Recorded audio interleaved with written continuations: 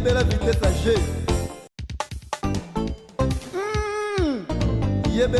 G. Voilà, merci Nayo Ariel pour ces belles images, Missa Pianor. Merci Nagradi Thomas ou Azali pour assister Bisso. Et Namande Gomsous. Alors, on peut savoir que Mbote, micro Zali, moi, on a été sur mon Kabola. Mbote, mon amboka. Mbote, monsieur le journaliste, na Congo ya monsieur Mulumba, et dans le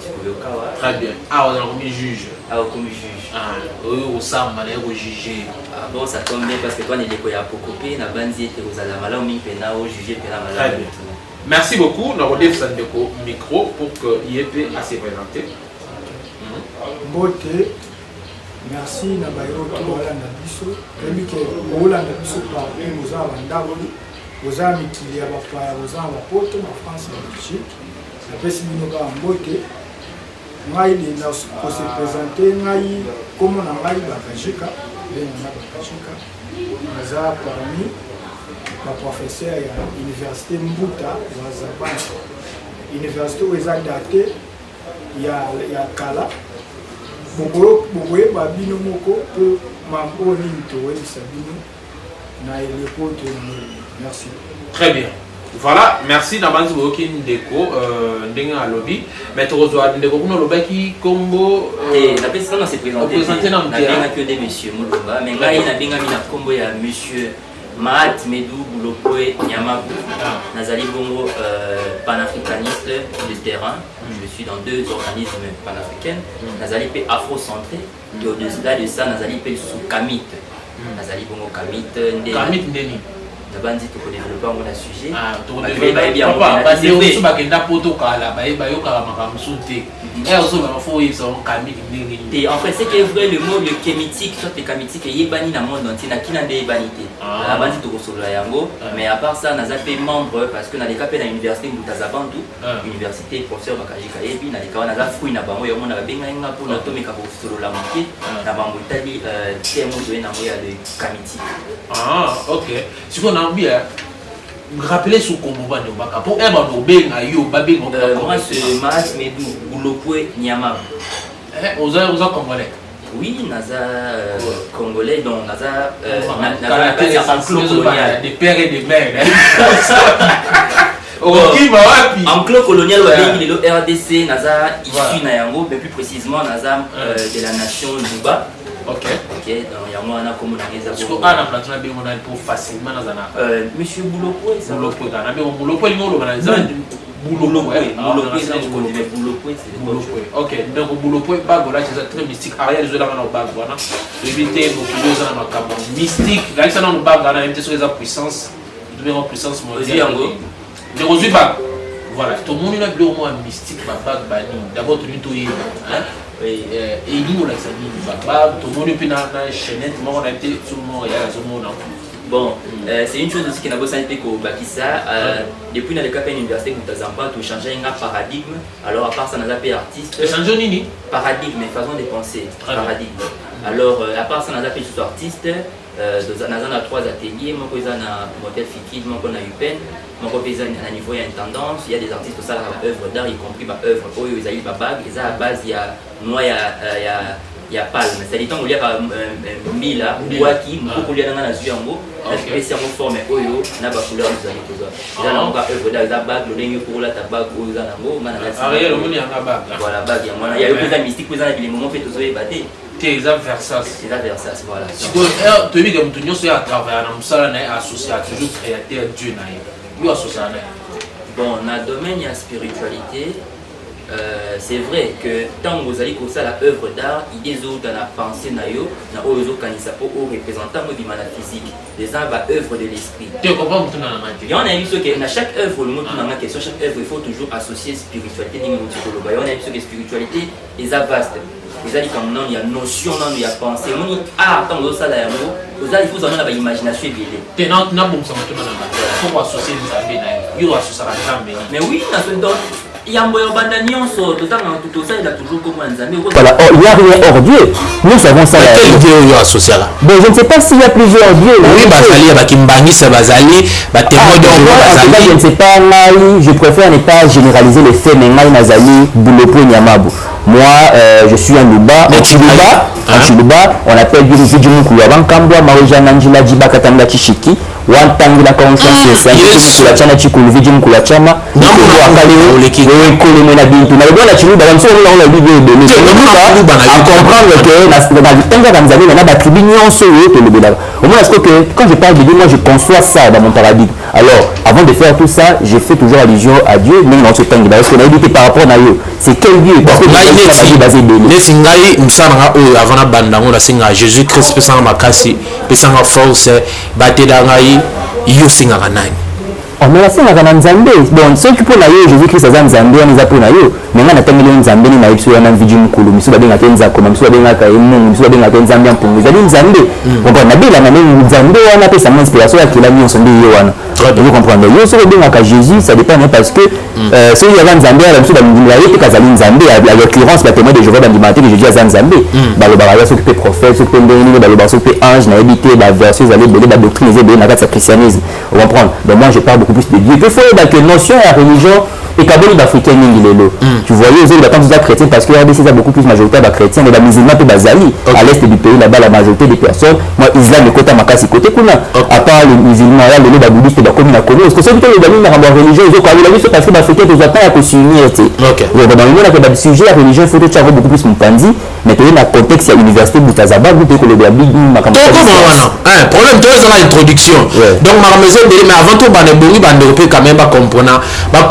nani nde tozozo a faire en tout cas ba trop ba olinga ba benga ba bengi ba opese ba numéro na bango pona ba mutu to aza libre opesa opinion na ndenga lingi on se comprendre donc biso nyonso tozaka bana mutu moko toyebi mission ni toyeli na mokili alors to continuer na ndeko tomoni lelo tu es encore trop jeune tomoni boza ba jeune tolinga toyeba mission nini oyeli bino awa boye koloba na mission nini message pesa nini tout d'abord tolinga toyeba université Muntazambantu wana et tosololaki déjà bandeko mosusu na chaîne tosololaki te mpo oyo mpeza chaîne mosusu alors nini esalama kuna eza nini oyo sepasa kuna na université oyo bino bouti bon université de savoir Muntazambantu ezali université ils allaient contenir le savoir trop bien dans le proto le savoir moko endogène vous comprenez déjà université mais l'université ça na savoir c'est vrai que dans le contexte de l'université il y a trois notions qui entrent en jeu il y a bâtiment tout ça na enseignement contenu puis tout ça na corps où ils sont chargés pour retransmettre un message tu comprends alors si tu dois voir seulement l'université dans le contexte de bâtiment tant que parce qu'il faut que lorsqu'on parle déjà de savoir endogène de savoir il y a bana mboka et ça passe parce que culture n'a pas d'abidjan mboka ba finance beaucoup plus de savoir endogène on fait beaucoup plus confiance dans la œuvre on fait beaucoup plus confiance dans l'architecte et l'ingénieur ba uta kalibanda bon bah eux ils sont dans la confiance dans nos pays zalaka mais il faut comprendre alors le contenu à savoir il y a une université de Muntazambantu il y a un professeur autobéni na kombo ya Mangela Gubomuru a essayé de quantifier savoir où ils ont la carte de l'université de Muntazambantu ils ont 16 740 000 mémoires tu as 444 000 livres tu as 444 directions de travail d'études du sol et du sous-sol pour la création, invention, fabrication et métier et travail à Congo et à lobby très bien voilà je comprends donc ils ont savoir ils ont donné la carte qu'on a parce que biso ba jeune tu lis beaucoup plus PPE baté biloko la tradition la tradition la chose contenir ba savoir endogène na mboka na chose ko garder bien moi to ko ministère mais pour ça il y aura complet parce que dans le lit un arbre ne porte des fruits que grâce à ses propres racines alors pour na tout ministère la fruit des photos a toujours na koyi ba savoir ils ont la carte na biso ils a la meilleure développement parce que ba on développe un peuple mais on se développe merci beaucoup na repesa peine de Maloba à compléter idée na yo ndeko université yopoza kuna moi naza professeur à l'université wana université surtout le na pesa cours na cours to na pesa kana volo ba cours moko te na pesa ba cours nyonso ba cours nyonso développement neti ba cours o nga na pesa ka to musu na repesa neti mardi na repesa élevage mercredi na repesa technologie vendredi na repesa création na ba cours rebelle université na biso pour comprendre bien eza université moko te ki oye ba pesa en mathématiques ba commune na tableau te université auto na université ba étude auto na université Mbuta Zabantu eza ba étude mo boso et la pratique directement théorie ezali mais na pratique ezali po tozomona malgré professeur ba étudiant na biso ba uta libanda bazotanga mais pratique eza moke omona mutu atangi ntango mosusu culture art awa aye aokokata kodévelopper culture na biso te po moye ozala na niveau eza te malgré otanga na bamboka bapaya jamais bakokoti na chambre noire to mosusu ya États-Unis place oyo bakreaka bainfataka mambo oyo etali mboka na bango eza otangi na Turquie jamais bakokoti na chambre noire ya Turquie te baososo kaka chambre noire c'est-à-dire comment expliquer ce dont on comprend chambre noire ni kisi ou comment te chambre noire eza kisi te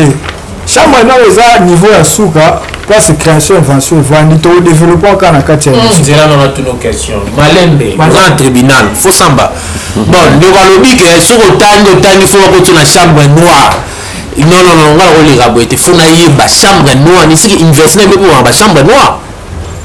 chambre noire tolobela tom mosu na lobi chambre noire eyo obangisa zala dena répondre tom mosusu evanda chambre noire na ndenge o chambre noire mpo bato bacomprendre nakobenga mo mosusu eza chambre noire eza lokola spiritualité soki okomi na niveau moko boye ya enseignement tom mosusu étude tom mosusu na université mpe ezali tom mosusu okomi na niveau moko ya doctorat il faut ça l'appel ya chambre noire pour création invention outaka nde na invisibilité nde ememela biso création invention yango wana na université na biso mutu aza bantu tobanda na préliminaire ti tokomi so na niveau ya suka okoma na étape ya création invention yango nazozongela na orépondre ndeko voilà ndeko akopesa biso mpe mwa théorie mwa mingi alors ndeko ebe okoma na chambre noire okomplete idée na ye mpona kokoma na chambre noire c'est-à-dire fo oleka na baétape ya étude oui, parce que même quand on a une question pour arriver à la dimension de la création et invention, c'est vrai que tu as autant de éléments. Parce qu'il faut qu'on ait comment expliquer la nzete moko boye, nzete na toyi dans que kasa nango so to kisango et ko sunga ko nele ko boye. Nzoto nango be corse nango to ça nango de bakasi nango to ça nango de faut qu'on ait que nzete za la dimension mo ya transmettre l'information pour la sécurité habitat nae. Vous comprenez ce que c'est secret on a sûreté vraiment en tout cas on peut pas généraliser mais bato beli batanga bato tout le monde qui batanga na université à extérieur dans la difficulté na place parce que bato ça ba secret de sécurité ils ont na kati ya babiloko et bombani vous comprenez donc on a une université c'est que traditionnelle soit une université ils ont endogène au monde accueillir le la maman côté ça moi na eblo ko nyonso ou abombeli mona bombela mona le côté so c'est pas maman so na éduquer na la bolingo non répondre dans la carte non c'est la chambre noire mais bon c'est la chambre noire et tant que on le voit tout côté la chambre noire bolingo il faut expliquer ça parce que ndeko tala la minute ko Kenya mobile zotala France mobile zotala Paris zotala Irlande bazotala ozoloba fo oza na précision jusque là maintenant ozolobelanga na chambre noire bofongoli chambre noire bokutani bapense banini ndoni bokuta chambre noire eza na biloko nyonso wana nini eza na kati wana chambre noire ezali chambre oyo ezali kosimba objet nyonso efonctionne ndenge ezaleli ozo comprendre chambre noire ezali chambre oyo biloko nyonso basimba bato to donc eloko ezali kosimba na nzete ete ezala nzete ya manga kasi ezali énergie ezali kati ya nzete énergie yango kobimela wapi ezaka na kati ya nzete ye nde soki efoko koyeba te na kati ya chambre noire tozonga na kuna yo ozokima ozongisanga na chambre noire so eza nini eza esika otango mosusu omoni ntango koyeba basekret eza na kati ya nzete kati ya libende kati ya nyonso nde sikoyo sur base ya baénergie partie invisible ya babiloko nyonso wana moto mosusu akokanisa mpe eza initiation bozoninga bolia kokota na kindoki déjà oyo eza kindoki mobimba te bon initiation je ne sais pas trop mais initiation je pense que eza membre français d'ailleurs donc initiation niko baka ko apprendre moto bako initier na informatique bako initier yo abili mo ka kota la bi français donc quelque chose comme initiation là et l'initiation ni pesa moto kindoki po dobe na kindoki bon ko pesa moto kindoki en tout cas na comprendre vraiment que sans son app penalty il y a kopesa moto kindoki kindoki ba benyete à l'époque mais kindoki ke okoto pesi kisi kopesa kisi en tout cas nga penati lelo depuis na tanga kana université mutabazam tuti lelo to komi boye to développer to sama belé to kene na mouvement belé en tout cas batikala kopesa nga kisi te na tikala mona pe kisi na kati esi ba o ba kota ba chambre non na bino ba bima maboma te po maboma pe ba ko belé na Kinshasa je ne pense pas trop na floté ba nyoso ba belé maïle pesa charge oui charge ko place au fan na sunte mutaya ka dikosi azoya ka dikosi oui c'est ça donc ya pena bon quand ndenge oti koloba ke mais sincèrement na kati ya connaissance ya oyo ayitaki de biso biloko nyonso wana vraiment ezalaka pena te jamais mutu na kati ya université mutazabanta kokota bimako maliboko parce que université mutazabanta eza connaissance endogène biloko eza ya bobini ya lokola ozwa en éducation pa ya mama na papa na ya kosala oyo mabe te akopesa oyo nyonso merci beaucoup bandeko sambolonga koloba pasi ndeko na ozongela yo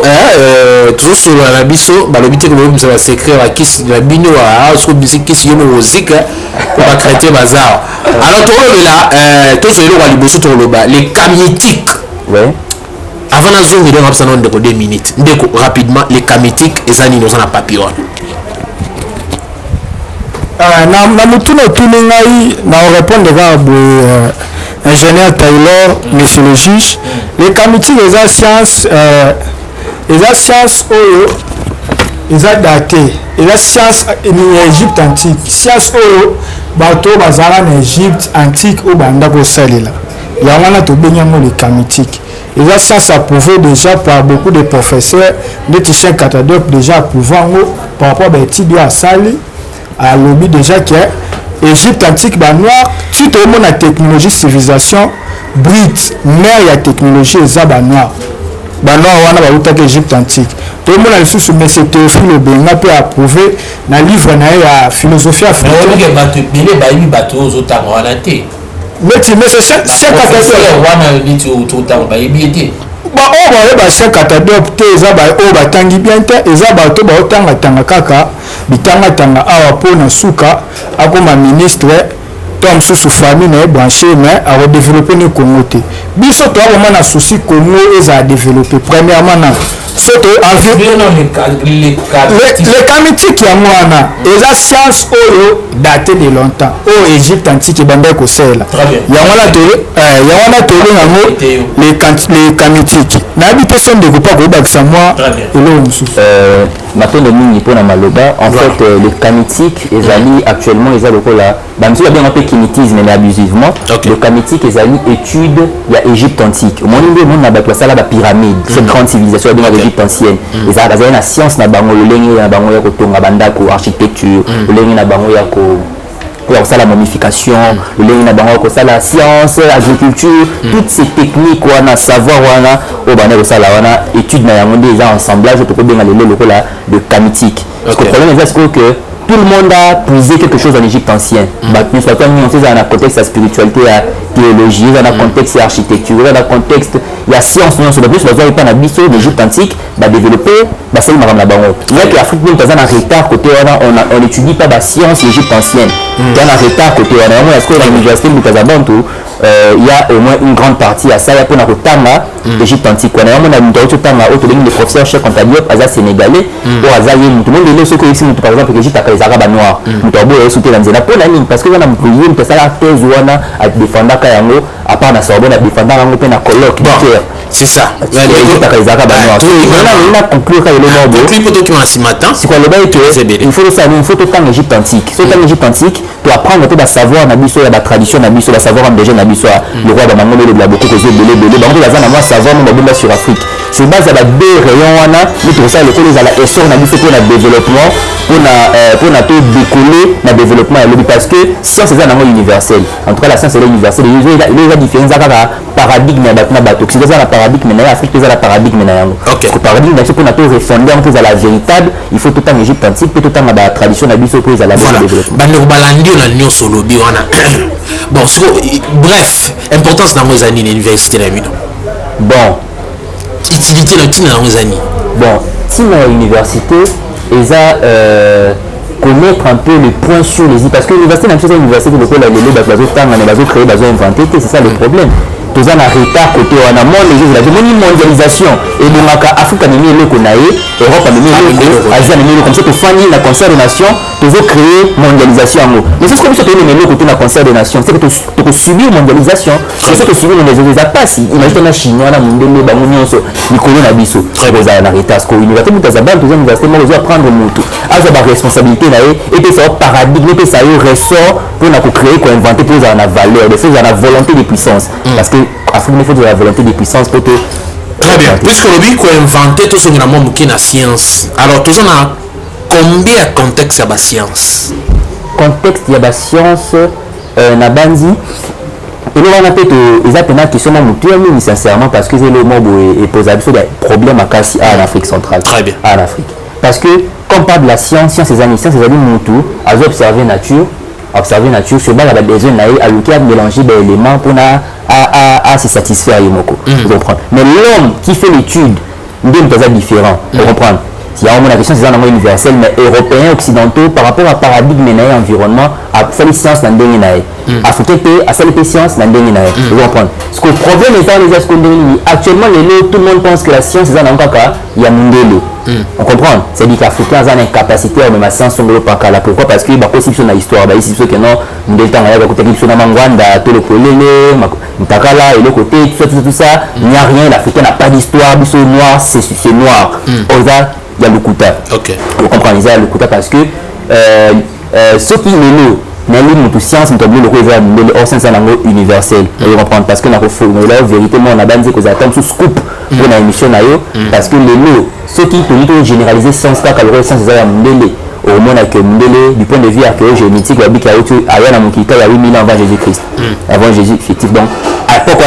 homme là bani on fait une autre invention l'homme nord à ça à 5000 avant Jésus-Christ la découvert l'Iban en Afrique du Sud où il y a la triangulation la géométrie les lots bah c'est là GPS invention GPS et aussi dernièrement il y a eu même un politicien un peu boué na Sénat à l'obé makambotali os du chango bah découvrir en Afrique donc os là c'était mort au na quatre nango voilà que ça la plus inspiration à calculatrice et là que Afrique les amis berceau à mathématiques bah découvrir qu'il y a moi c'est à dire que science c'est un universel science c'est un race le problème est que tu jusqu'au retard par rapport à la colonisation mais toujours retard alors la science c'est alliés données dans la science végétale quoi bah marambotali bah plante dans la science animale quoi bah marambotali bah nyama dans la science tout ce que tu généralisons en un seul mot science c'est encore étude étude très bien alors nous au micro pour nous répondre bongo origine de la science merci papa Taylor na mutune tunima so na bino ba origine la science na obete na lisolo ya avant d'éclair Égypte so to bi origine la science to mona déjà Égypte antique mais ya civilisation so to bi la civilisation to mona ke na Égypte nde mutu abandi kotanga na Égypte nde création invention bandaki ya wana tu to mona ke Congolais azoyebata histoire na été azoyebata nini akoki kosala te po développer mboka na manque ya histoire na manque akoyeba ke ye nde abandaki science na manque ya koyeba ke ti tokende boye na 2023 nini ekoya ti tokende boye na 2024 bozo prédire eloko te so na oloba bongo mpona na faire comprendre bacongolais ke il faut bozongela nanu classe boyeba science euti wapi boyeba science ebandi wapi ti toyokende boye toyosuka wapi toyokende wapi ya wana na mingi vraiment naza vraiment na posa bacongolais bozongela classe po origine ya science eza science nde moto moyenu nde abandi science science ebandi na Égypte une technologie ebandi na Égypte antique et puis na Égypte antique ezalaki banoir approuvé par baprofesseur ebele oyo basali barecherche malgré mindele bao bamibimisa bali premier balingi te ke africain mpe to mosusu asali eloko boklassango mpe sur le plan mondial balingi te yango wana biso nde bacongolais fe tolamuka tozala mpe uni tolongana badivergence ya bareligion onga naza musulman onga na catholique nono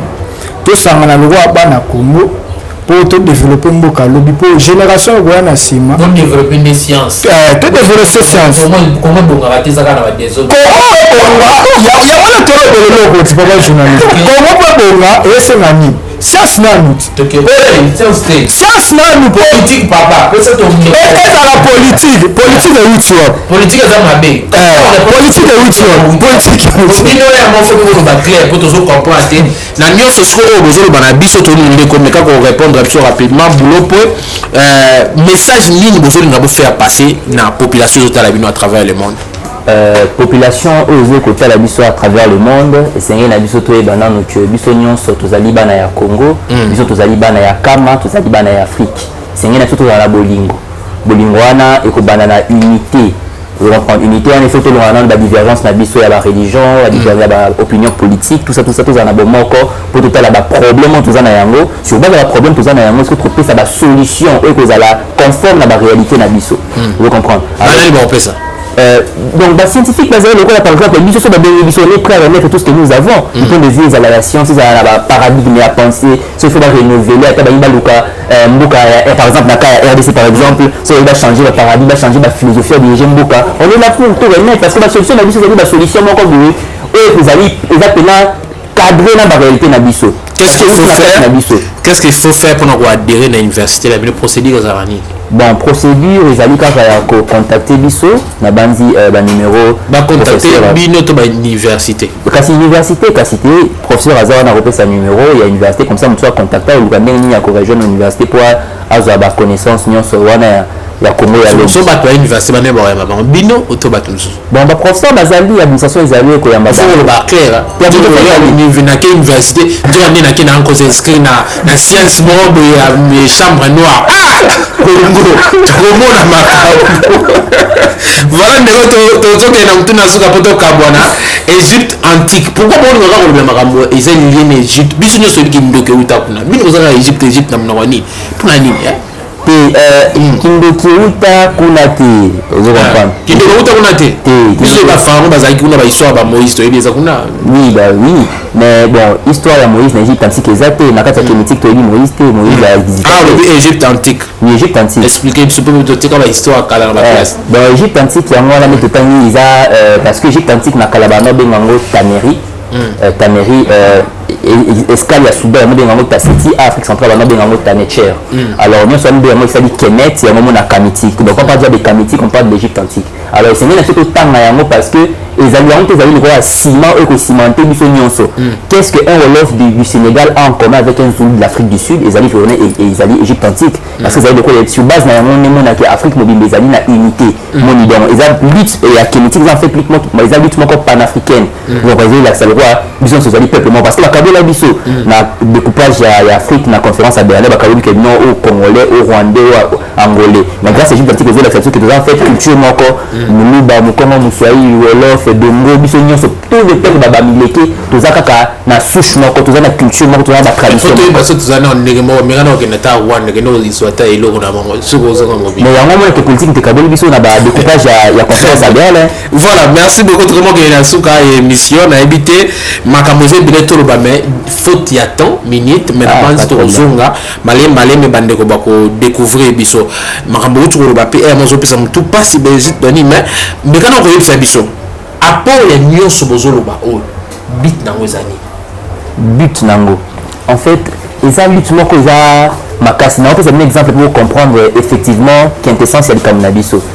ntango mindele aye kokolonize biso abote biso bamakambo nyonso ozo comprendre banoir mosusu bake Amérique ozo comprendre ntango banoir bake Amérique bakomi na souci ke ete mindele azonyokola bango babi tosangana mpo tobundisa mindele ozo comprendre donc osangana na tete ba noto sangana to bunza ndenge yango bengaki panafricanisme et bani partout les panafricanisme les alliés que ba noir ba bito sangana to bunza ndele so problème les andeni tant l'homme noir et si quoi bunda ka bunisi ndele tant ndele ke parce que c'est tout ko bunda pourquoi parce que nous tous allés coloniser ba anglais ou différent na noir za coloniser ba belge on comprend tous za chrétien na musulman bon mais c'est ba noir mais boyo kanté pourquoi parce que nous avons la philosophie moko de ba kabila bino du point de vue à 4 je comprends il y a moins que afrocentricité le kémétique et ça sur le coup là bas fond il y a unité vous comprenez donc c'est déjà que ça manque parce que en réalité l'homme c'est l'esprit ceux qui n'a l'esprit déjà unis dans le contexte il y a philosophie il y a paradigme il y a vision il y a volonté de pouvoir il y a volonté il y a puissance donc avancer il y a moins que le kémétique ils ça sur un nouveau paradigme ça veut dire ils allaient à l'université ni en ce temps déjà à Mundele parce que toutes les universités ils sont aussi ici il faut que le Canada na université mutazaband parce que on est fait paradigme mo bo sika paradigme ya aussi paradigme endogène pour le développement ya Congo. Bande nyonso balandi na bokebi nyonso bayoki yo. Oui, c'est bien makambo nyonso bolobi, mais est-ce que le Congo a besoin de ça? Batazo fala nzala. D'abord mutali raté aurine kotanga ndenge. Mutazana nzala ko réfléchir ndenge. Politicien si na box baki ba nommé ministre na nzambe na. Pour eux si na sport baki ba ministre ya transport ou baki donc mélangement au scanate. Est-ce que vous avez que vous allez passer pour battre dans l'université na bino? Oui, vous avez raison parce que dans la université na biso il faut que avant parce que quand les amis le là son nombre de théorie. Maintenant au cours de la création invention na niveau comme na la chambre noire au monde il faut non tolo manzala. Et il faut non comprendre. Il faut non tolo parce qu'il faut aussi sanzala avant au canisa lenga pour créer le toujours un processus normal. Le développement de ce peuple est toujours l'agriculture. C'est déjà projet national mobile. On a créé tous en maloba dans la mission parce que t'as mis d'accord mon logo ya forestier na maloba le couteau na maloba ba jeu. Mais en principe là le monde de tenir faut na mukonzambo kana Congo mobile mission tout na kati ya projet wana ya kolukana ni kolonga nzala à travers l'agriculture et puis l'agriculture de l'agriculture ya bangé chimique. Agriculture moi ya ça va donner des sains aux atteindre na nutriments ya bien peu ça mutu makasi comme le mono pour na la capacité à penser pour na résoudre des problèmes dans zana yango. Est-ce que l'université na mino bomona a déjà makam na monde ya boîte noire? Spiritualité noire, bomoni en en fait, la conception africaine vraiment à l'université de la université de Butazaba, vous avez université africaine, bah peut être côté na kati bani. Na kati ya université de Butazaba, na kati ya université de Butazaba, entre les alliés bon université zali na kati ya paradigme africain, je pense que na kati ya paradigme kamitique africaine, on ne dissocie pas la spiritualité na science. Science na spiritualité c'est le commun parce que Nzambe to ebi kazali Nzamba à travers biloko ya Kenya. Pour nazo mona ndeke nyama biloko nyonso mo isanza minzoto bien toujours il Nzamba zali. Ce qu'on a nazo ça nazo tanga ne biloko Nzambe, c'est nazo tanga Nzambe. Donc la science, c'est des débats scientifiques. Ba professeur, ba grand prêtre, des prêtres parce que les gens ont détenteur à savoir. Vous comprenez ce que vous allez. Donc ma communauté ma ressemble la vérité à ta christianisme et en moko et développé par opté. Parce que l'époque Europe est à 100% chrétienne, les époques de Moyen Âge, Dark Age. Bazaki na misère à ma classe mais baza 100% chrétien, bon c'est pas catholique. Et c'est là qui sikoyo. Est-ce que ba congolais peut le lever la raison? Et c'est là qui sikoyo, et c'est là qui sikoyo ba zone là, ba humanité classique na bamba, zone là autant en Grèce antique na Rome antique, l'époque Europe qui a Renaissance, mais c'est là qui va développer. Mais moi la biso peut toujours la même procédure. Il y a étudier ba humanité classique na biso, Égypte antique, Libye antique, et ba tradition na biso locale pour na ko ba neni ko développer Congo ya lobi. Très bien, merci Tona Souka, Ariel toujours Kabwana yo maramzo to retourna ndeko ce numéro ya contact et puis moi de la fin. Merci ingénieur Taylor. Na batuto voilà pour savoir retrouver biso pour s'inscrire à l'université, bobo na biso na 082 24 27 426. Bobo na biso na 082 24 27 426. Na oloba karabo mot de la fin exact pour biso to na liloba sukate mais mot de la fin tant sous na liloba suka émission oyo na bakapiti ya université na biso oyo eza congolais vraiment a créé po tozomona bacongolais baotanga na bafrance a créé création eza ebele kodeplace bato to mosusu ocréé eloko nini badéplace bato kocréé eloko mu to mosusu bandede bato na chambre yango wana fota nani robot roulage akendani chine fota nani gouvernement négligea ye mais so ezalaki na états-unis aza génie bonga bazwa ye boinitie ti na chambre noire initiation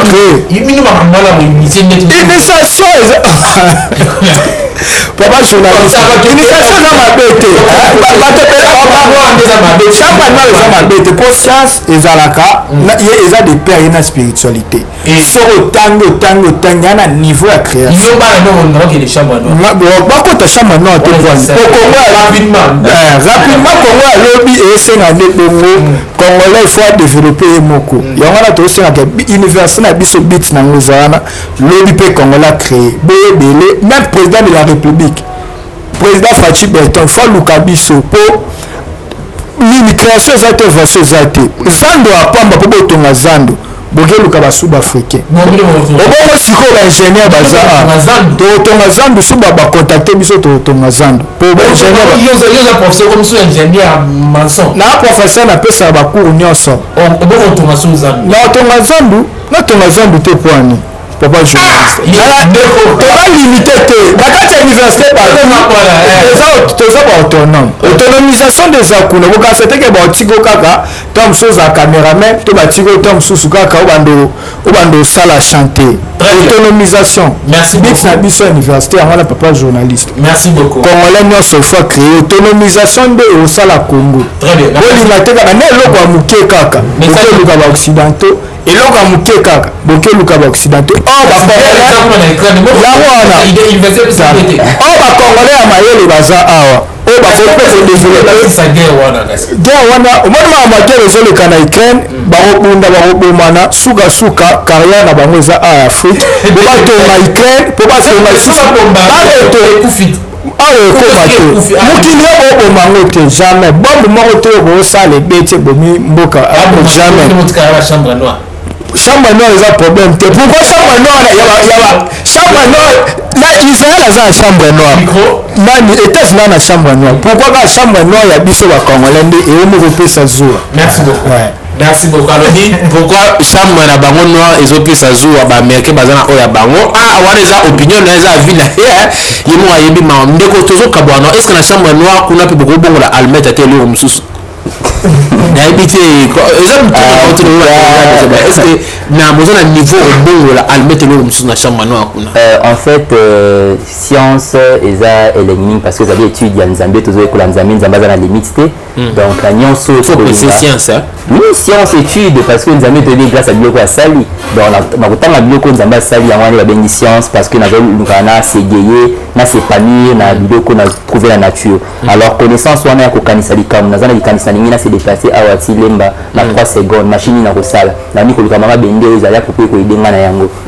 science conception na koyiba wana dimension kelikanisi ninga depuis na kati kuna ya koto physique wana eza na kati wana yango nde babengi nyonso babengi chambre noire tout est caché là-bas vous comprendre et eloko na oconcevoir wana eza na capacité wana ya kose déplacer même eza na énergie eza kati nango ekopousser yango epusana parce que énergie wana eza teke na inventer yango énergie na ozwi kaka na biloko ya nzambe mutu mpe azala na kati ya chambre noire oyo agidaka bino mutu mpe ezala oyo asinyaka bino mutu na kati ya chambre noire okozala nini donc c'est ça le problème yango mona eza place mpona botangi na paradigme na biso te yango mona tose comprendre te mais prochainement chambre noire tolobelanga clairement parce que l'université mutu aza bandondondo parce que noir mais noir parce que les sobani na molili ingénieur très bien merci beaucoup numéro na contact pour mot de la fin pour comme nous na suka minute esili na ba numéro aussi bapesaki déjà ya université ezaka même numéro na yo personnel mpe ezali yanga numéro pena personnel limité nga na panafricain on a mpona biso nyonso donc tout le contacter université mutu aza bantu na banzi bakobenga ngai tokutana on est ensemble. Très bien. D'accord, merci. En tout cas, n'habitez sur quelques salutations Ali par rapport à cadre la minopie bazo comprendre. En tout cas, n'a pas si au tête n'a pas camit sur le monde entier, à Ibobo à tous les vaudouilles. Et ça partout. Et Baba Ingeta. Université ça partout dans le monde. Université oui, hein. De savoir toujours détenir les applications à Awate, n'a pas tradition nyonso endogène les alliés, bah savoir les applications biso toujours la prétention te kana biso to bien to yebi non. Problème parce que tu connais à savoir parce que eux habitent au pays. De l'université ils allaient quand dans le monde de l'université ils allaient belé. Donc biso peut toujours en général, s'il faut expliquer en un seul mot ce que vous faites et les messages que vous apportez à tout le monde, vous direz quoi? En quelques mots. Vous avez dit un seul. En un seul mot. Oui. En tout cas, changeons des paradigmes et puis adoptons des paradigmes authentiques africains. Très bien, merci. Je pense que le message est l'équipe, comme Nasuga. Mesdames et messieurs, c'est par ici qu'on va se séparer. Merci d'avoir suivi cette émission. Vous étiez nombreux à nous suivre. Vous étiez en Kenya, Belgique, Allemagne, Italie, Irlande, Suisse. Merci énormément. Continuez donc de vous abonner sur cette chaîne Éternité de Télévision, la chaîne number 1 sur le lingo va vraiment maramba spiritualité, maramba belé. Et belé va traiter ming bazo négliger spiritualité, mais bango bazo kufa mon peuple périt faute de connaissances kozala koyeba yango zo mema bango la liwa.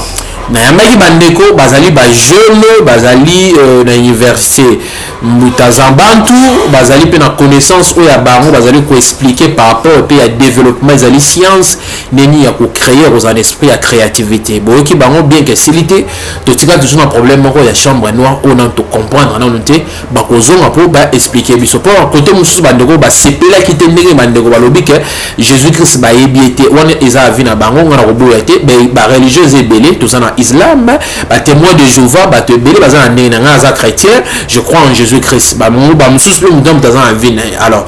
pour que tu puisses s'échanger idée faut que tu faut pas tout le temps monopoliser maloba sur ce plan d'émission tika j'aime te commenter en ce qui peut avoir besoin de côté un débat au bengi bande ko pour un débat contradictoire.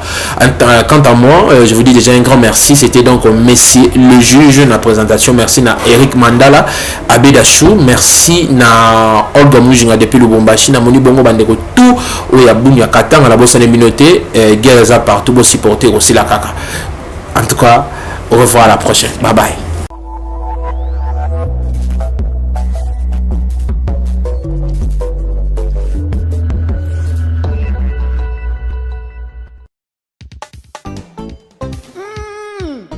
Yebela vitesse à G.